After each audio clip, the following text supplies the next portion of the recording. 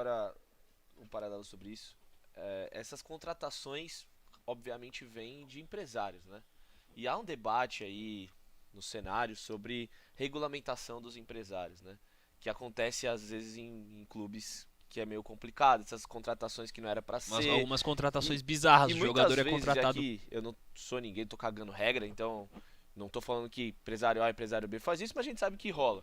Quem se beneficia sempre com isso é o empresário, né? Então, você acha que isso algo que prejudica o Santos também há uns anos já, essa questão Ah, de não Essa, regulamentar esses caras? essa questão de empresário, eu tenho uma tranquilidade muito grande quanto a isso. O empresário ele é um vendedor. Ele cuida do comércio dele. Ele Certo, tem lá uma cesta de jogadores e ele vem e oferece para o clube. entendi.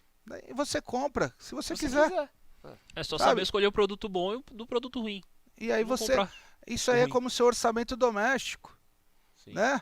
Você tá duro no cheque especial e tu viu uma roupa bonita no shopping e tu vai lá e compra a roupa. Gasta 200 conto. A culpa é da loja? Não, A culpa é tua, que tu é louco e tu já tava sem dinheiro e foi lá e gastou mais. sim. Então, eu falo, o empresário, ele é um personagem do meio do futebol.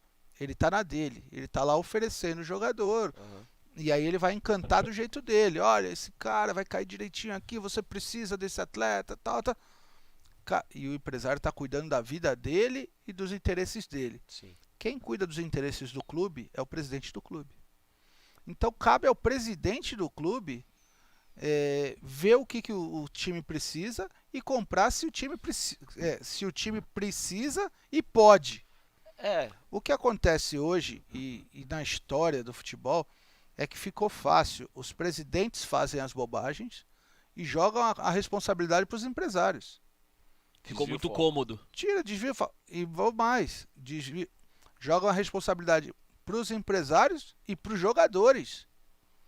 Quantos jogadores vocês já viram sair, e não é só do Santos não, de vários times com o rótulo de mercenário? Nossa, muitos. Você pode Milhares. se aprofundar em toda a negociação dessa, pega um caso qualquer desse, não só no Santos, de qualquer outro time, e se aprofunda, vai descobrir o que rolou A raiz nos do problema. bastidores disso. Você vai ver que o presidente sempre foi o responsável. Só que aí o presidente tem a mídia na mão, ele vende a história que ele quer, Queima o o jogador não abre a boca porque não vai falar, Aham. o jogador vai se expor e vai prejudicar a carreira dele? Não. Mas você pode aprofundar que se o presidente não quisesse, não tinha acontecido aquilo.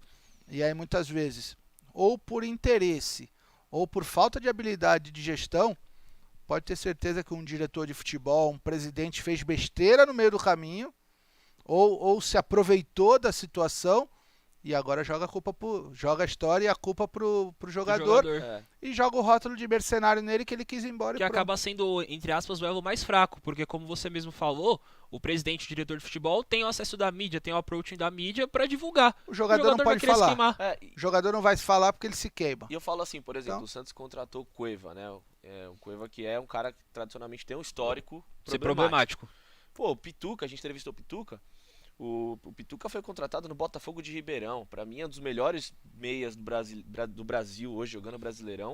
Então, assim, tem possibilidades sem esses grandes empresários, com esses jogadores de nome, né? Pra Então- trazer umas contratações que realmente dão resultado pro time. Vocês acham que o Cueva, tecnicamente, mudaria o Santos? Não. Na minha honesta Agregaria opinião, o elenco? Seria um jogador tecnicamente que traria um grande avanço para a Nem equipe? tecnicamente, nem Paralelo, comercialmente. O Soteldo acho que veio por metade disso, se eu não me engano. O Santos comprou metade disso e é o Soteldo. E não foi pago. E não, teve um rolo aí, né? no Você meio. pega o Aguilar o Santos comprou, não pagou, vendeu e não pagou. Misericórdia. Caraca! Porra, É Brasil. não, isso aí é o ex-presidente empichado. Pô, você comprou o cara, não pagou, já tá Já errado. vendeu. Usou o cara, vendeu o cara, pegou o dinheiro. E de vez em lá quitar, não pagou, gastou o dinheiro. É muito amadorismo. Não é amadorismo, não. É profissionalismo. Ah, O cara não é ruim, o cara é bom. É bom, só que Faz bom pra parte. ele, não é bom pro clube.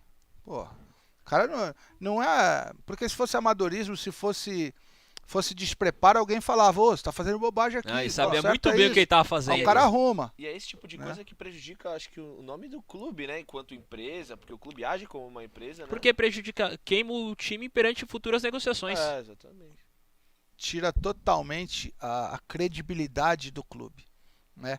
O Santos, ele era até algum tempo atrás um time endividado, né? Assim como todos os clubes do Brasil. Sim.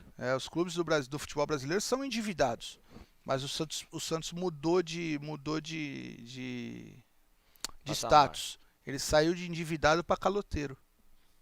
O Santos compra e não paga. E aí vende depois. Vende e continua não pagando. Esse é o caloteiro. O caloteiro é o cara que assume que não vai pagar. Fala, eu comprei de você e não vou te pagar, né? O cara que fala assim, ó, comprei de você e tô com dificuldade de pagar. Porra, eu sou endividado. Tô endividado, tenho um compromisso contigo. Agora, o clube que fala assim, eu não vou te pagar, ele muda de status, ele passa a ser caloteiro. Mas o Santos não é caloteiro. Esse presidente que passou, ele é o caloteiro, né? Só que o Santos vai ter que honrar agora, porque o Santos, instituição, continua. Tem 108 anos e continua, e vai ter que honrar e voltar a ser só um time endividado até que se pague a dívida. Sim. É possível pagar a dívida do Santos? É possível, né? Eu falo para vocês, no começo da gestão desse cara que teve à frente do Santos, que não pode nem ser chamado de presidente em nenhum momento, que esse cara com certeza é um enviado do capeta, que ele veio para o Santos com uma missão clara de acabar com o Santos, tá? E, sei lá, o capeta deve torcer para outro time, os deuses do futebol torcem para o Santos, né? O capeta torce para outro time e mandou esse enviado dele para destruir o Santos. Esse cara teve a chance na mão de colocar o Santos num nível de clube igual se encontra o Flamengo hoje, que teve uma gestão de 6 anos com o Bandeira de Melo, que foi um excelente presidente do Flamengo. As finanças. Saneou o Flamengo. Se o Flamengo ganhou o que ganhou ano passado, foi muito se planejamento deve aos 6 anos que o Bandeira de Melo foi muito firme, muito gestor e amargou. O Flamengo amargou 6 anos, mas chegou numa condição boa. Quando foi vendido o Rodrigo e o Bruno Henrique, o Santos entrou no cofre do Santos 220 milhões, mais ou menos. Naquela oportunidade, a dívida do Santos era 350 milhões. Nossa, mais da metade. E entrou 220. Qualquer gestor em início de carreira, qualquer administrador de empresa em início de carreira, se pega 220 na mão, paga no mínimo 300. Porque com o dinheiro na mão, com o poder de barganha de ter o dinheiro na mão para pagar o seu credor, você negocia bem. Claro. E aí você conseguiria equilibrar, praticamente ia zerar a dívida do Santos. Pois o que ele fez? Ele foi e gastou cada centavo do que entrou e transformou a dívida que ele podia ter trazido para zero ou perto de zero, ele jogou de 350 para 600. Né? Então por isso que eu falo que ele é um enviado do capeta.